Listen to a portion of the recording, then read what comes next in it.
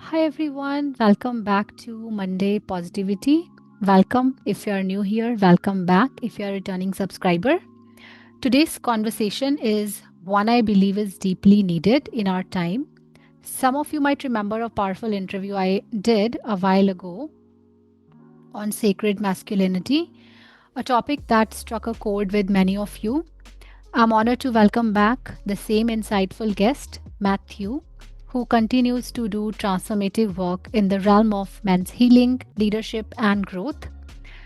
This time, we're exploring the concept of initiation for modern men. It's a profound and often overlooked part of the masculine journey, again, in our time. In a world that offers few clear rites of passage, many men are left navigating life transitions alone and without guidance. But initiation is not just a ceremonial moment from the past, it's a vital living process that helps men embody purpose, accountability, and connection. Connection with other men. And our guest today offers group and one on one men's coaching, teaches how to start and lead men's groups, and facilitates immersive men's retreats. His mission is clear to bring back the wisdom, support, and structure that so many men are silently yearning for. And he's also generously offering a free PDF book, The Separation Survival Guide for men going through the pain and confusion of separation, offering them clarity and support when they need it most. I have put the link to this PDF in the description box below this episode. You can go there and check it. And trust me, this is not just a conversation, it's a call to wholeness.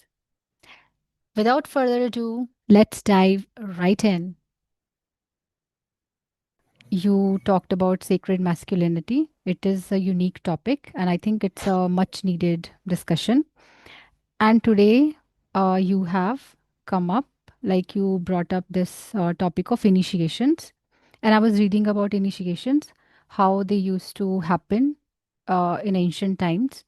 And I think these are also, much needed discussions. More were showing up lost. Right. And we were showing up with a me mentality instead of a we mentality. Hmm. And initiations really can help show us that we need to do this together. So initiations, there's three steps, right? In all initiations, you have the separation, you have the ordeal, and you have the integration or the return. So this, even last time we talked about the hero's quest, this is part of the hero's quest, right?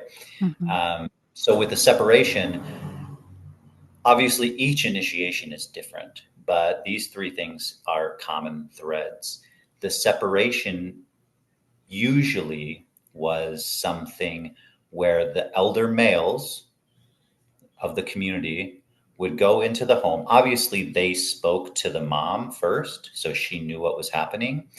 And she was always the woman, the mom was always a part of these initiations by giving the authority and the permission to come into the house. So the men would come into the house and rip the teenage boy away from the house. Now the house is feminine. It's feminine energy, la casa, it's a feminine word. And so they would rip the boy out of the house and they would take him to the wilderness. Now that could be the mountain, the forest, the beach, whatever it is. And in the wilderness, they would be completely separated from the life that they used to know, their sleep patterns, the food they eat, everything. And then they would go through the ordeal. Now, the ordeal is a set of trials and tribulations that literally kids would die or boys would die doing this. But the amount of boys that would die during initiation pales in comparison to the amount of young boys that are killing themselves with suicide today. Hmm. And so that's the thing that really draws my attention. The ordeal with these trials and tribulations, with these very, very difficult tasks, what the boys would learn is they would learn how to survive. They would learn how to survive in teams, and they would learn what their gift is. What are they really good at? And that's something that we're missing today. You can go around and you can ask kids, like, what are you good at? They won't know. They don't know what they're really good at because they haven't really been tested.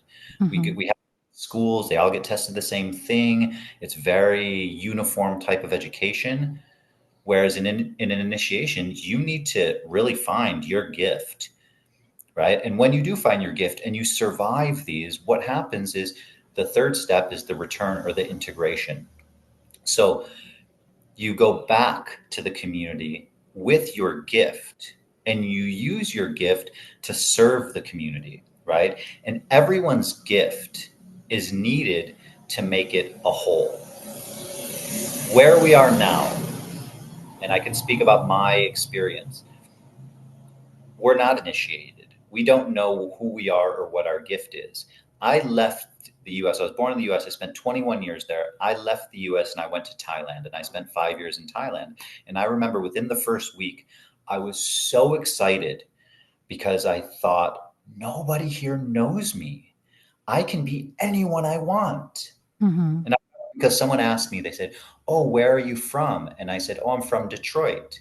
And I'm from a suburb of Detroit. Mhm. But Detroit has a reputation. And so I remember the guy saying, "Oh, Detroit, you must be a really strong guy to have grown up in Detroit." And thinking that, I never thought that. You know, I grew up in the suburbs of Detroit. I never thought, wow, it's really hard to live here. Mhm. And that made me think, oh, I can be anyone I want. And then the next thought was, well, I'll just be myself. Yeah. And I thought, who am I? And so it took me many, many years to deconstruct all the programming that was put into me up to that point so I could really see who I am. And so I had to go through this self initiation. I didn't have support from the elders. I didn't have support from other men. I had some mentors. I had some friends who were going through similar awakenings, but it Mhm. wasn't in a structured way. And that's how the initiations are nowadays, is that if a man does an initiation, he has to do it by himself. And Mhm. this comes from, let's say humans, let's say the very youngest we are is 50,000 years old. Many people say we're 200,000 years old, the Mhm. modern Homo sapiens. Let's just say we're 50,000 years old. What that means is for 48,800 years, men have been initiated.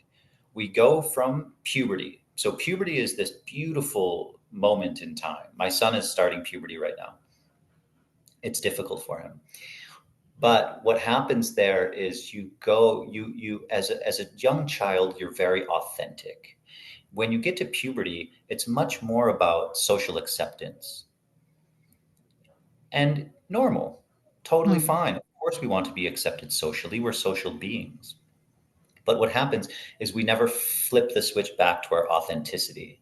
So Mhm. you have leaders of the world, literally leaders of the world, are stuck in what's called suspended adolescence, where they're Yeah. still mostly looking for social acceptance and not authenticity. Initiations, what they do is they accept you for who you are and they bring out your authentic self. Mhm. They make sure you lean into your authentic self so that you can discover your gift. And you discover the gift. The initiation is not for the boy, the initiation is for the community. You discover your gift so you can give it to the community.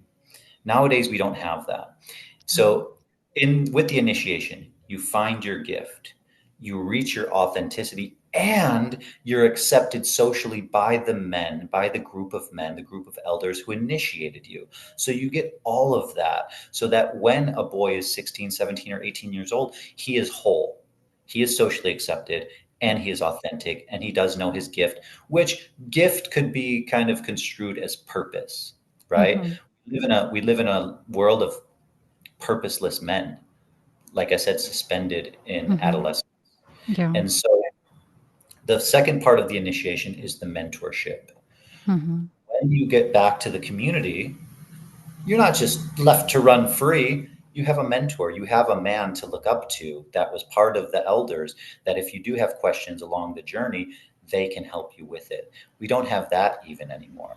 You Right. look at now in the last 200, 250 years, our role models have all disappeared. Hmm. We, we've, you know, here's a good example. In the year 1900, there's a guy named Stanley Hall. He created the word adolescence. What Hmm. that means is before 1900, so this is 125 years ago. Before that, there was a clear line between childhood and adulthood. That line was initiation and mentorship. Hmm. Now we don't have that line. That line is blurred. And so now we have adolescence, and people get stuck in adolescence. Yeah, it makes you think. But subconsciously, I think even men today, they seek, initiation. Like if we think about it, they create, these gangs or even like destructive habits, and they make, these groups. So subconsciously, I feel they do seek, that initiation. But I was curious, like I wanted to know, like, how did it cross your mind, the concept of initiations? Like you gave a few examples, but what was like the turning point for you? Like, The turning point was just studying. When I work with men, hmm. I'm a men's coach, a men's mentor. I run men's groups, I run men's retreats. And so for me, in doing this, there was a study that happened. And I've always known that I Hmm. was a little bit unaligned. I've Hmm. always known that there was something I was missing, even though I did my self initiation. And you bring up a very good point. Boys want to be initiated. Boys Yeah. want, because we are social animals, and we want to be initiated into a social group that Hmm. can teach us what it is to be a man. And so for me, when I went on that journey of asking, what does it mean to be a man? Seems like a very simple question. I Yeah. really Yeah. had to pause and think about it. Right. And through thinking, it brought me to certain books, and I just read in a voracious manner about the history of man and the history of men. And Hmm. so that's what kind of drew my attention to initiations. There are a couple books. There's one called The Secret Teachings of All Ages by Manly P. Hall. Hmm. And then the second one is The Golden Bough by Sir Fraser. What? Oh my! I'm drawing a blank on his name.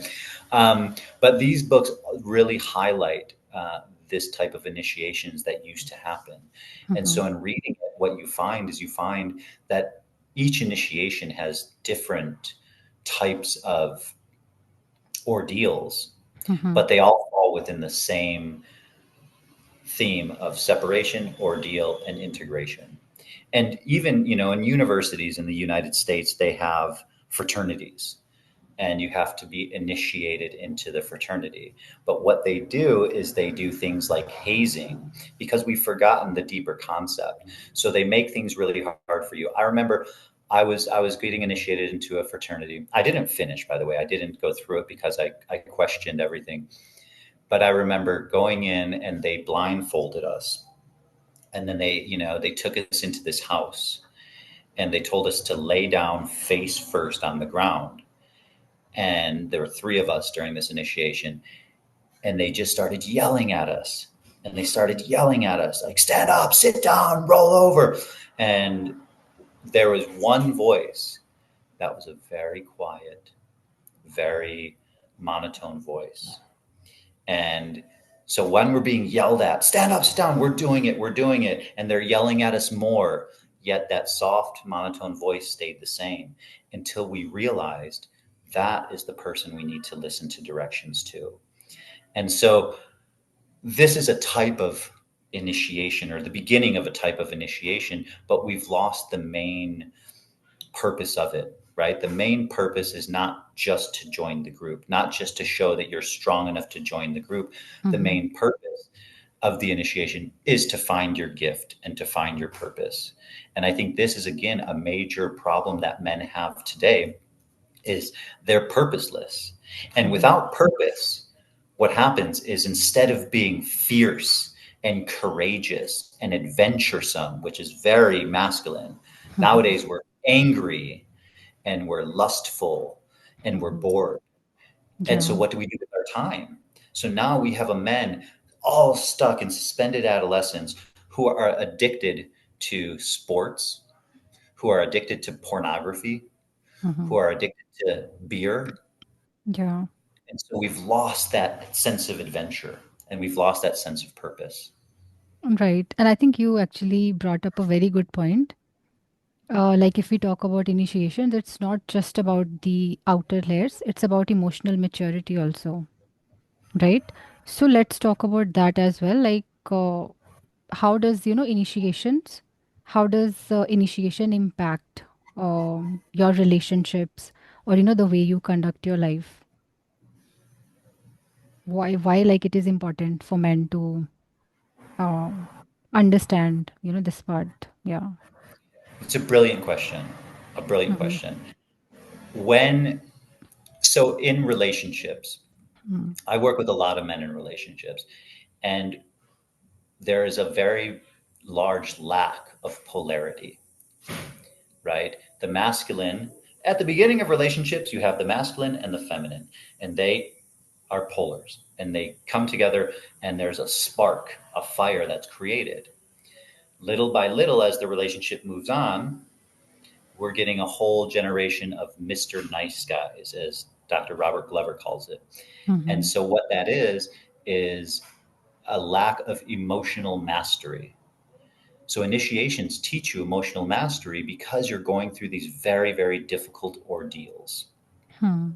So, with the lack of these initiations, we have a lack of emotional mastery. So, for instance, when a man and a woman fight, or when I don't want to say a man and a woman because it can be a man and a man and a woman and a woman.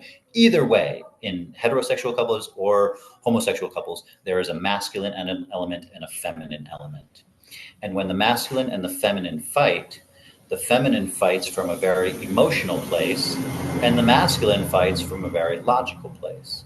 And so what happens is we've never been taught to get rid of our logic when we're in a fight with the feminine, because if I'm fighting with my wife and my wife is expressing her emotions, and I try to say, oh no, that's not what I meant, you misunderstood me, that's only going to make her much more upset. So what I do when I fight with my wife is I stay in my grounded center, in the center of the storm, and I let her express her emotions as much as she needs to express them. Because normally she's not looking for a solution, she's Yeah. looking to process these emotions. Now, how can I do that in a successful way? Wouldn't I just be taking her emotions in and suppressing them myself? No, because of this concept of vulnerability, right? Mm-hmm. Vulnerability has it's been misconstrued in Yeah. terms of what society is telling us to do now. We're not supposed to be completely 100% vulnerable with our wives and our girlfriends. We need to have a group of men Mm-hmm. that we can be vulnerable with, that can hold the space for us. Yeah. And by doing this through our men's groups, and this is the way, and we'll get into men's groups a little bit later, but this is the way that we are going to get back into initiation, just through men's groups. But through our men's groups, we hold the space for each other to be completely vulnerable so that when we go back to our homes, we can hold the space for our wives or our girlfriends or our daughters to have all of the range of emotions that they want to have in a safe, secure way. A Mm-hmm. big problem. I work with a lot of men who are going through separations. And I've actually created, the separation survival guide because of how many men I've had to talk to about this. But in terms of what women want and need, is they need to feel 100% emotionally safe and secure with the man they're with.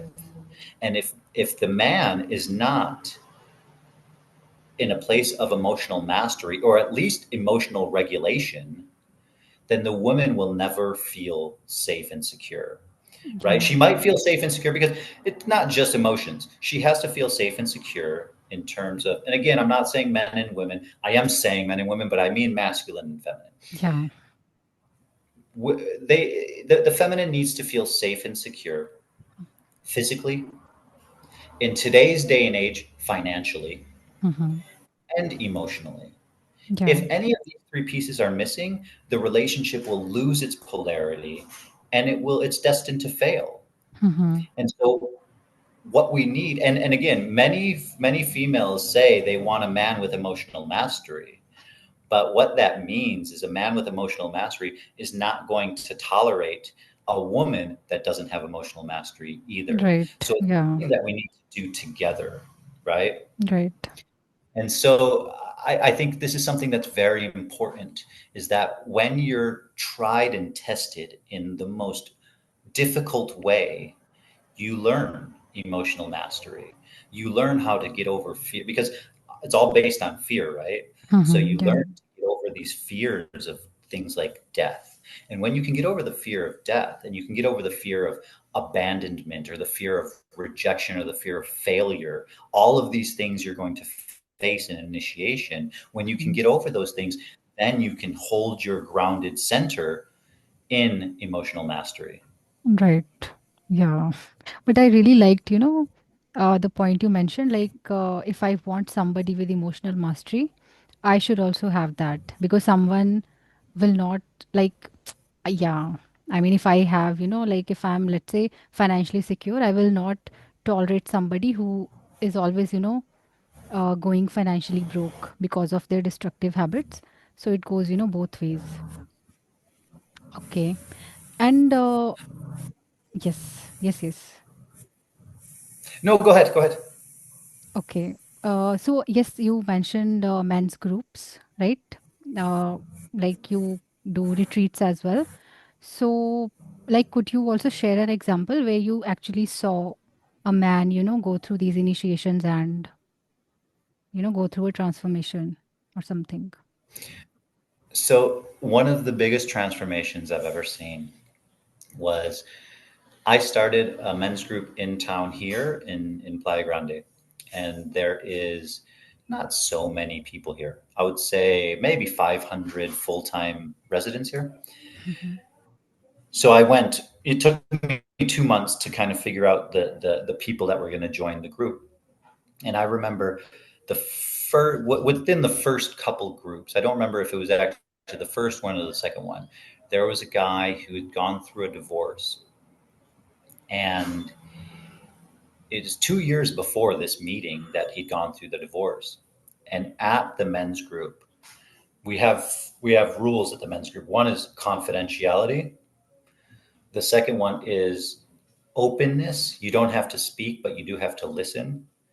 The third one is we're holding the space in a non-judgmental way. Now, it's very easy to say, don't judge, but we always judge. And so when you feel yourself judging, you drop that judgment. So what that allows with those guidelines, it allows us to really hold the space very strong.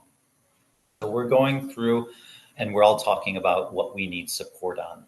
And there's one guy in particular in our group who just starts crying and he can't stop crying. And he finally gets through his story about his divorce. And he said, after 2 years of therapy, I've never felt more free or more okay with the situation than I do after this 2 hour meeting with you men. That's one example, right? Is Yeah. and I say this all the time for modern men, Hmm. men's groups are as powerful, if not more powerful, than modern day therapy. And so another one that we went through is we had another guy who was unsure about his relationship. Hmm. And he'd been married for over 10 years, but he was unsure. He was having doubts. And he came to the group, and probably after 1 year of coming to the group and talking about his doubts, he finally made the difficult decision to get a divorce. They don't have any kids. Hmm. And so it was a very clean, easy divorce. And he says he has never been happier in his life. Yeah. Right. And he says, I would have never done this without the support of the men. And I have Hmm. stories and stories about this. There's this guy, there's another guy, and this is on one of the virtual groups that because I also run two free virtual groups, along with my in-person one. And there was a guy in my virtual group who had been married for 26 years, Mm-hmm. and he had two grown kids, and him and his wife couldn't get along after 26 years. And Mm-hmm. so they got a separation, but they were still living in the same place, the same house. And he would come to the first couple of meetings with this great sense of just hate and irritation towards her. And the Mm-hmm. group said, well, why don't you, use the word separate and actually separate physically? And they separated physically. And he kept coming to the group. And you could see each week he was getting better. He was more sure about who he was and what he wanted to do. Mm-hmm. Come to the group, and he would be very vulnerable in the group. And after 6 months of coming to the group, him and his missus ended up getting back together. And he says, it's not the same relationship. It's much, much better because I was able to do this inner work within the container of this group of men holding the space for me. And so they ended up getting back together. And he says he's happier than their relationship has ever been. And so Right. these are just examples of the power of men's groups. And my mission is to get every man on this planet back into a men's group. And Mm-hmm. the reason is I have a further mission, which is to get every teenager, every teenage boy initiated. So the step process that I look at is first, we need as men to heal. Yeah. We can heal within the container and the power of these men's groups. Some Mm-hmm. people are going to need some professional help. I agree with that. But if we can hold the space and hold the container of men's groups, Mm-hmm. then what we can do is these men can eventually hold the space for teenagers to be Yeah. initiated. And then we can get back to where we were, 200, 300 years ago. And I feel like that is the direction that men need to go. Yeah. I think that's a wonderful mission, and I totally, support you in that. And like you mentioned, like holding space. So I we talked about safe spaces in my last podcast with another guest, and I also feel like there is lack of safe spaces for men to where they can express themselves emotionally and be vulnerable. So that I think is important. And another thing I Yeah. haven't. Yeah, yeah, yeah, yeah. Yes, yes, please. No, go ahead. Go ahead. No, no, Go please. ahead. No, no, please. You finish first. Yeah. The idea of safe spaces, right, Mm-hmm. is that, you know, it's not necessarily just the job of the woman to Yeah. hold safe spaces, although this is what we think. Mm-hmm. I personally think it's much more of the job of the men to hold the safe space for their family, right? And so there's, like I said earlier, that I alluded to, is that we've misconstrued this idea of vulnerability. And we think that, oh, we just need to cry in front of our wives and things like that, which is fine sometimes. Mm-hmm. But what we really need to do is we need to cry in front of a group of other men, Yeah. because that will allow us to show up with our strength and our inner strength for our family. And this is Mm-hmm. a very important part of it, as well as the whole idea of role models. Mm-hmm. We are role models for our children. Yeah. And since the lack of initiation 200, 250 years ago, something else has happened. And what's happened is that men have started working much more outside of the home. Mm-hmm. So there's this massive lack of role models. You look at 50,000 years ago, we were hunters and gatherers. Yeah. There was no going away. You were never going away from the from the tribe. The men Mm-hmm. would go hunt. There'd be a 3, 4, sometimes 5 day hunt. The boys, before initiation, would stay at home with the wives, and they would gather the food. There's a big discrepancy about who brought more food home. Doesn't matter, right? Mm-hmm. Doesn't matter. Women would gather, men would hunt. When the teenager was old enough for initiation, they would be ripped out of the female, and they would be Mm-hmm. taken to the masculine and taken to the hunt. After the hunt, Mm-hmm. men would sit around the fire and they would process it because it's very traumatic experiences. We're not talking about Yeah. hunting deer. We're talking about hunting other animals that could kill us, right? Mhm. And so we learned this mastery of hunting, and a big part of this mastery was the conversations around the fire after. And now what we're creating with the men's groups is we're recreating that scene without necessarily the hunt. The hunt nowadays is going to get money, but we still need that processing time after the hunt around the fire. I mean, we still for our men's group, our in-person men's group, we do it around the fire. Like we Mhm. literally light a fire. When I tried to implement it in the virtual men's groups, I told the men to bring candles so that we could Yeah. have a fire with us when we're doing it.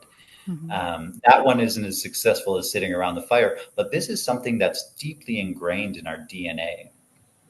And so, getting back to the point of role models, as we moved from hunters and gatherers to farmers, Mhm. men were still at home and men were still available to be role models to their children.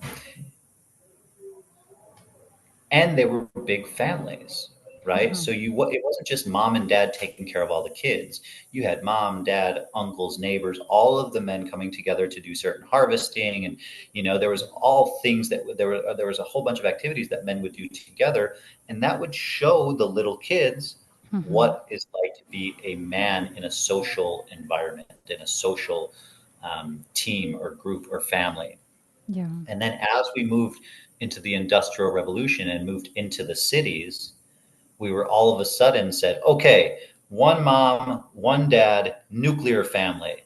The mom and dad will teach everything to the kids, whatever they can't teach. We'll send them to school and we'll let people that we don't know, the teachers, Mhm. train our children. And Yeah. so what happens is teaching is a majority feminine occupation. Mhm. The men would go to work and they would be at work from before the kids woke up till dinner time. And so the kids, the boys, would be taught how to become a man by their mom or their female teachers. So there was no real role models going on. There was no real role models happening in the last, couple hundred years for men. I look at myself.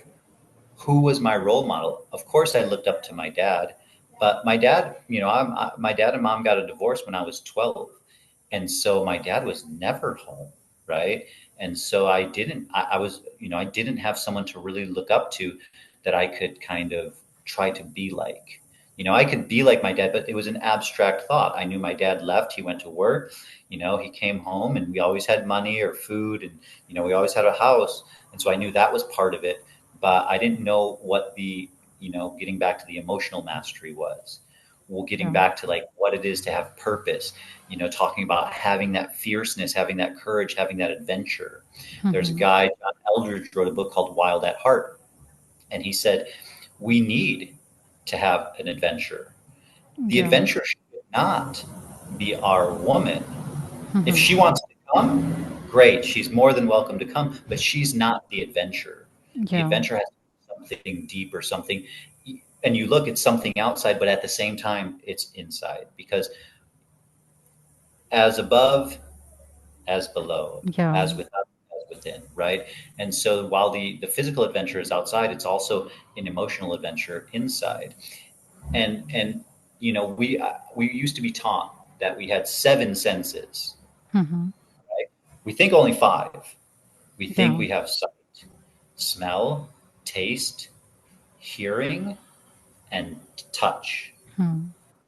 All of these things are how we recognize the outer world, Mhm. right? And so when you look, these eyes are beautiful things and they can take in so much stuff, Yeah.